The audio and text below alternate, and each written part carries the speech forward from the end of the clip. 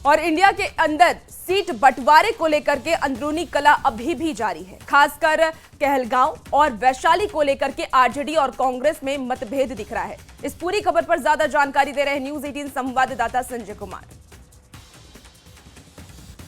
25 बिहार विधानसभा चुनाव को लेकर बिहार में जो राजनीतिक परिदृश्य उभर कर सामने आया है, उसको अगर देखा जाए तो धीरे धीरे एनडीए में सारा कुछ ऑल इज वेल हो गया है। लेकिन महागठबंधन में जो गठबंधन है उसमें दरार पड़ता हुआ दिखाई दे रहा है। खासकर सीटों में जिस तरीके से फ्रेंडली फाइट की तस्वीर उभर कर सामने आई है, उसको लेकर महागठबंधन में जितनी पार्टियां हैं उनके बीच आपस में ही तलवार खींच गई है। खासकर आरजेडी और कांग्रेस की बात कर रहे तो कहलगांव और वैशाली को लेकर दोनों के बीच जो है वो मतभेद उभर कर सामने आया है। इस बीच राजेश राम जो कुटुंबा विधानसभा क्षेत्र से चुनाव लड़ने वाले हैं, वहां पर भी आरजेडी ने अपना कैंडिडेट खड़ा करने का फैसला लिया है और सुरेश पासवान वहां पर राजेश राम को चुनौती देंगे, यह बात अब तय हो गई है। और इसको लेकर विवाद और भी गहरा गया है। कांग्रेस और सीपीआई के बीच पहले से ही फ्रेंडली फाइट की तस्वीर उभर कर सामने आई। कुल मिलाकर जो तस्वीरें सामने आई हैं उसके बाद से अजीबोगरीब स्थिति और अजीबोगरीब राजनीति देखने को मिल रही है महागठबंधन में। शनिवार को जो नियमित बैठक होती थी महागठबंधन की, वो भी नहीं हुई है। और इस बीच बिहार कांग्रेस प्रभारी कृष्णा अल्लावरू जो हैं वो दिल्ली चले गए हैं।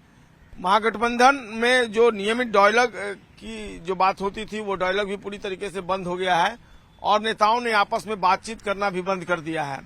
अब ऐसे में अब जो लेफ्ट की पार्टियां हैं वो तेजस्वी यादव उम्मीद कर रही हैं कि तेजस्वी यादव इस पूरे मामले में पहल करेंगे और धीरे धीरे सारी चीजें जो हैं वो पटरी पर आएगी। देखना होगा डैमेज कंट्रोल के लिए अब लेफ्ट की पार्टियों ने पहल शुरू की है, ये कितना कारगर साबित होता है।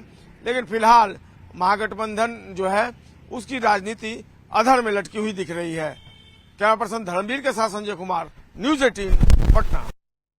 और बिहार चुनाव में जीत की रणनीति बनाने में जुटे महागठबंधन को बड़ा झटका लगा है। जेएमएम ने बिहार विधानसभा चुनाव में 6 सीट पर अकेले लड़ने का ऐलान कर दिया है। वहीं जेएमएम ने यह कहा है कि बिहार चुनाव के बाद झारखंड में भी गठबंधन की समीक्षा होगी।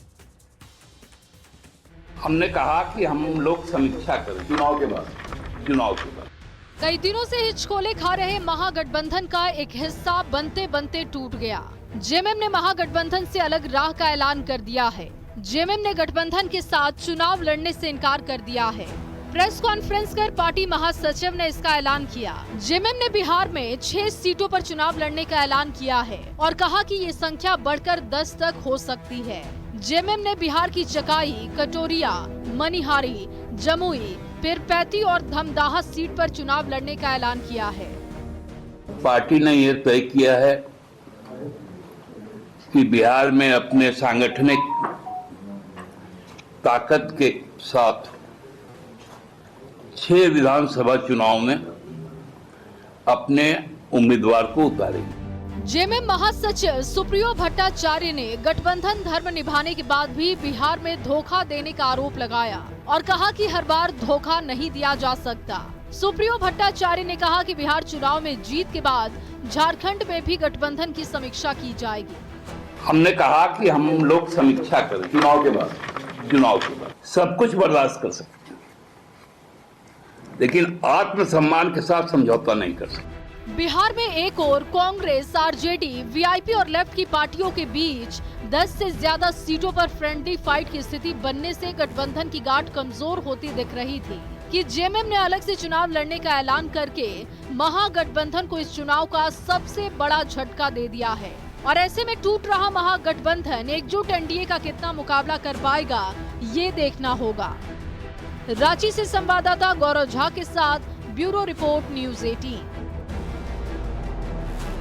देखिए, महागठबंधन में खटपट जारी है और इस पर अब सियासत भी शुरू हो गई है। बिहार के डिप्टी सीएम सम्राट चौधरी ने निशाना साधा है। सोशल मीडिया एक्स पर निशाना साधा गया है सम्राट चौधरी की तरफ से, जहां उन्होंने महागठबंधन को लठबंधन बताया है और ये लिखा कि लठबंधन में बिखराव जारी है और इसके सभी घटक दल अब अपना अलग अलग रास्ता तलाश रहे हैं। चुनाव से पहले अगर ऐसा भगदड़ मचा है तो चुनाव के बाद क्या होगा?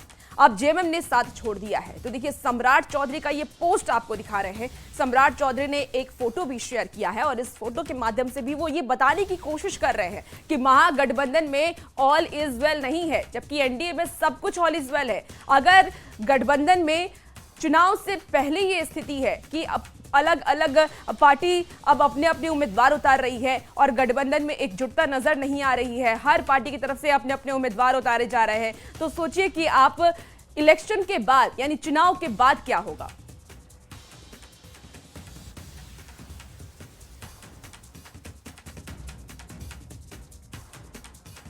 देखिए महागठबंधन में सीटों की शेयरिंग को लेकर के मंत्री नितिन नवीन ने भी निशाना साधा। उन्होंने कहा कि महागठबंधन के लोगों की नीति और नीयत दोनों ही ठीक नहीं है, वो एक दूसरे को ठगने में लगे हुए हैं। मानता हूं कि जिसकी नीति और नीयत सही नहीं हो वो गठबंधन कभी चल ही नहीं सकता। वो सब एक दूसरे को ठगने में लगे हैं। मैं यही मानता हूं कि जिसकी नीति और नीयत सही नहीं हो वो गठबंधन कभी चल ही नहीं सकता। वो सब एक दूसरे को ठगने में लगे हैं। अब आपको बताते हैं कि कौन कौन सी सीट पर महागठबंधन के कैंडिडेट आमने सामने हैं। महागठबंधन में देखिए इस वक्त पूरा कंफ्यूजन नजर आ रहा है, उम्मीदवारों को लेकर के भी, सीटों को लेकर के भी। वैशाली सीट की बात कर लेते हैं। आरजेडी की तरफ से अजय कुशवाहा है और संजीव कुमार कांग्रेस की तरफ से आमने सामने है, यानी कि ये फ्रेंडली फाइट है, लेकिन फाइट तो है। अब दूसरी सीट की बात कर ले तो लालगंज की सीट है। देखिए लालगंज से शिवानी शुक्ला आरजेडी की तरफ से और आदित्य कुमार राजा कांग्रेस की तरफ से इस वक्त आमने सामने हैं। आप समझ सकते हैं कि महागठबंधन में ही फाइट इस वक्त जारी है और सिर्फ कंफ्यूजन ही नजर आ रहा है। कहलगांव की बात कर ले तो आरजेडी से रजनीश यादव इस बार चुनावी मैदान में कहलगांव से हैं और कांग्रेस से प्रवीण कुशवाहा चुनावी मैदान में कांग्रेस की तरफ से हैं। तो ये इस वक्त यहाँ पे भी फाइट नजर आ रही है।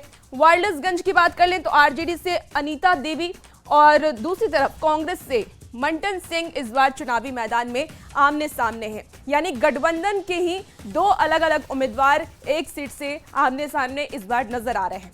चलिए दूसरी सीट की बात कर ले तो तारापुर की सीट है और यहाँ से आरजेडी से अरुण कुमार हैं और वीआईपी से सकलदेव सिंह बिंद इस वक्त चुनावी मैदान में तारापुर सीट से हैं। ये मुंगेर का सीट है। गौरव बराम ये सीट भी काफी ज्यादा हाई प्रोफाइल इस वक्त नजर आ रहा है। आरजेडी से अफजल अली हैं और दूसरी तरफ वीआईपी से संतोष सहनी जो कि मुकेश सहनी के भाई हैं, वो इस बार चुनावी मैदान में हैं। आप सोच सकते हैं, समझ सकते हैं कि कितना टफ कंपटीशन इस बार नजर आ रहा है। बछवाड़ा की बात कर ले तो यहाँ से देखिए कांग्रेस से शिव प्रकाश गरीबदास और दूसरी तरफ सीपीआईएमएल से अवधेश राय ये चुनावी मैदान में इस वक्त नजर आ रहे हैं। तो ये वो कैंडिडेट हैं जो अपने ही गठबंधन में टकरार महसूस कर पा रहे हैं और अलग अलग पार्टी से चुनावी मैदान में उतरे हैं। राजा पाकड़ की बात कर लेते हैं तो सीपीआईएमएल से मोहित पासवान और कांग्रेस से प्रतिमा दास इस बार चुनावी मैदान में खड़ी हैं।